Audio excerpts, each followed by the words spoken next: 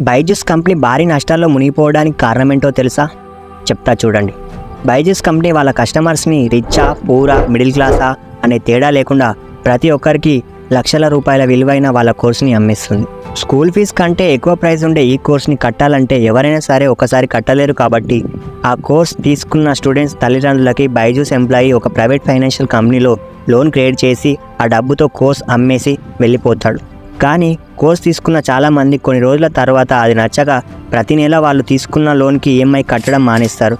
So EMI కట్టకపోతే loan ఇచ్చిన financial company loss అవుతుంది. కాబట్టి దానికి బైజూస్ కంపెనీ గ్యారంటీ ఇచ్చింది. అంటే కోర్స్ తీసుకున్న వాళ్ళు డబ్బు కట్టకపోతే ఆ డబ్బు బైజూస్ కట్టాలన్నమాట. సో కరోనా టైంలో చాలా సక్సెస్ఫుల్గా రన్ అయిన బైజూస్ ప్రజెంట్ వాళ్ళ కోర్సులు అమ్ముకోలేని సిచ్యువేషన్లో ఉంది.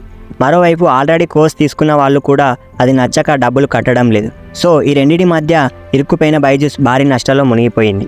అర్థమైందా?